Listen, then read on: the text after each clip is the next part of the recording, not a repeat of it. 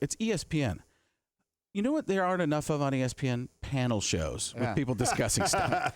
So I was like, how about a panel of me and then 3 impressions? So it's Ditka. I don't know if I should give it all away, but Ditka, Gruden, and Mel Kiper Jr. And it's based on the draft. So watching Gruden talking about, I'll tell you what, man, I love Johnny Manziel. He's about to get drafted here. I don't think you understand what's going on. He's not going to be drafted in this slot. It's going to be a little while. After just watch Johnny Manziel, man. It'll be fantastic. So I just wanted people to know it's not just a clip show. There's actually some new stuff in there. I liked it when you did the Mel, when you did this. Todd. And it just gets Kevin. There are takes with me doing it for a full minute.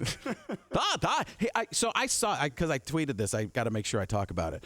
Kiper came out to a show in Baltimore. I saw the pictures. And it was fantastic because I start to set him up.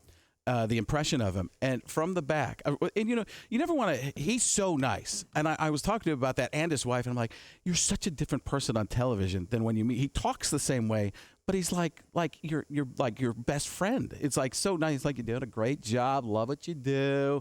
Like, he's just doing that. And you're like, wow. You put the glasses on, it's like Superman, but in reverse. When he gets on TV, I'm like, I'm gonna do it. It's so serious. I got everything in my head and got to get it all out at one time.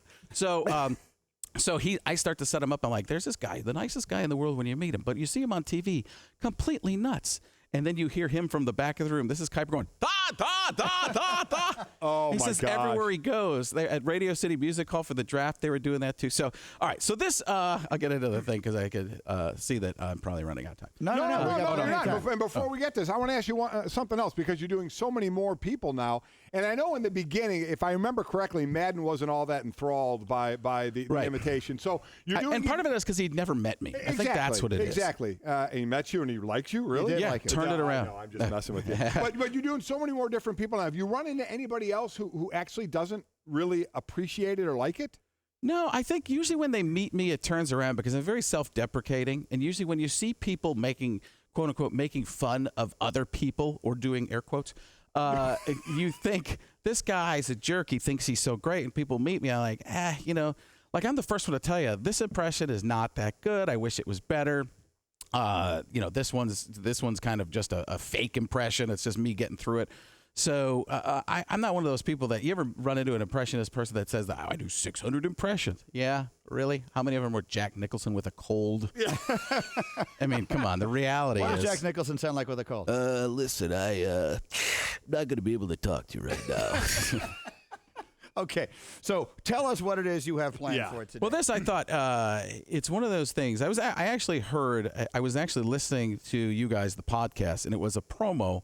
I think it was Charles Barkley had called in about, and he talked, I think he was talking to Cowherd, and he's like, I listened when you brought up that letter. It was the most amazing thing in the entire world. When Mike and Mike started to read, I remember if it was you were calling, but it's like, when they started to read the letter, I just felt different.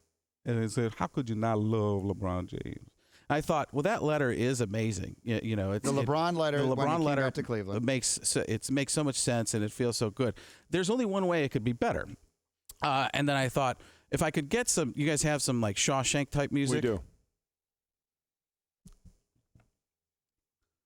Before anyone ever cared where I would play basketball, I was a kid from Northeast Ohio. It's where I walked. It's where I ran.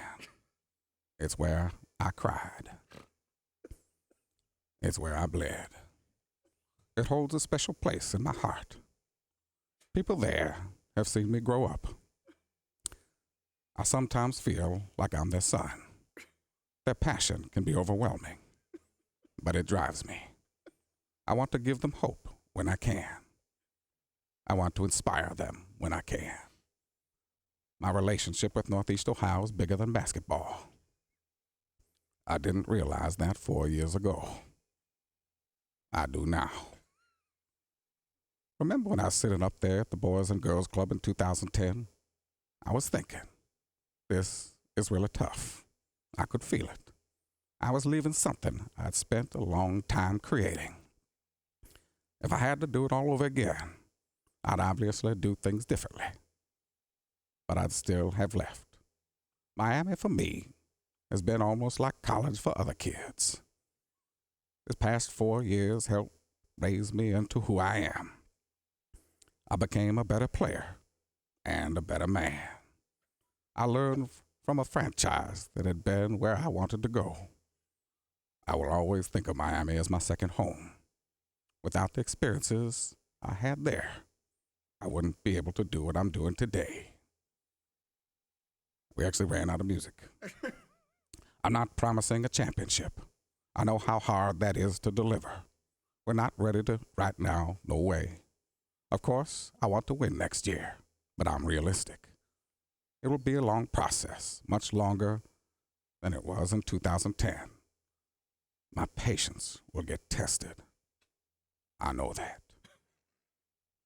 I'm going into a situation with a young team and a new coach.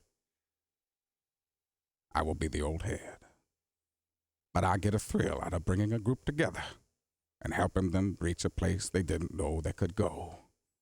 I see myself as a mentor now, and I'm excited to lead some of these talented young guys. In Northeast Ohio, nothing is given. Everything is earned.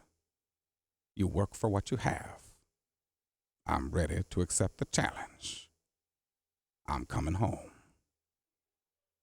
The end. Oh, my God. Wow. That's fantastic. That's so good. I never thought you guys would let me do the whole thing. That I is thought for sure. fantastic. Oh, no, that's man. fantastic. I will save that forever. That's great. That, for those who don't know, obviously, that's Morgan Freeman in Shawshank Redemption. Holy and that's smokes. my last question to you today is, what I find myself, as I'm now getting old, doing is I'm constantly making references on the air and then realizing I need to explain what it is. We played a drop from Blazing Saddles yesterday, and no one got it. Yeah. Not one person in the room knew what we were talking about. I did a Bewitched reference on Oberman last night. By the way, working on Oberman. And I asked him, he's another guy that you watch him on TV and think he's going to just be angry. And he was so pleasant and nice. It was pretty cool. I was like, hey, you want to do a sketch? And he was like, oh, absolutely. And I'm working on that. He has a way of smiling without smiling. It's just sitting there. I call it the smirkless smirk, and just starts doing that. So, but I don't remember what you're talking about. You made a Bewitched reference. the Bewitched reference that people don't know. Do you like that? That's when Frank honestly said he couldn't remember what the question was. He'd gone off on a tangent. That happens sometimes where you believe you are talking about something else and something pops in your mind and it is not my fault.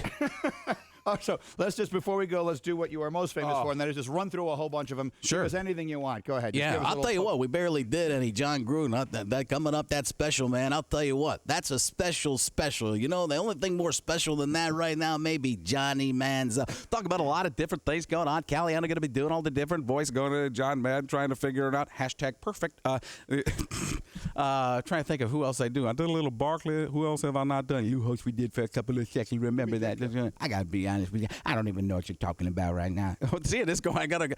That's sometimes the muscle Jim memory Rome. doesn't hit. Incredible, phenomenal, all rugula. How great is that? Where is my bobblehead? Robin Williams. Oh, what an amazing thing, you know. Isn't it incredible? Isn't it one? Here's another guy. There's a guy another one that I've been working on. And with another buddy, we kind of been working on, we workshop the stuff and kind of get one on top of another. John Holmberg is the guy's name. In Phoenix, we do a podcast together. And Liam Neeson is the guy. And, I was watching, I don't even want to get into that. But here's a deal where he was on Levitard and he kept calling him David. That was the best thing. Okay, David. It was the funniest thing in Levitard. He called me David. Puppy, that's right. He called you David. So, on the Don Levitard show. You're watching the Don Levitard show. Whenever I do that for Dad, he's like, you make Poppy sound like Count Chocula. So, but Liam Neeson, could you imagine having a scene that famous, like in Taken? Could you imagine getting a phone call from like a telemarketer? And if I was him, I'd just use it. Like, I don't know who you are. I don't know what you want. But if you want me to take a short survey, I can tell you this. I don't have the time. What I do have are a very particular set of skills. Skills that make me a nightmare for people like you. Now, if you don't hang up now, I will find you. I will hunt you down. And that's when the caller realized they should have called Morgan Freeman's house. Thank you for watching ESPN on YouTube. For more sports, highlights, and analysis, be sure to download the ESPN app. And for live streaming sports and premium content, subscribe to ESPN+.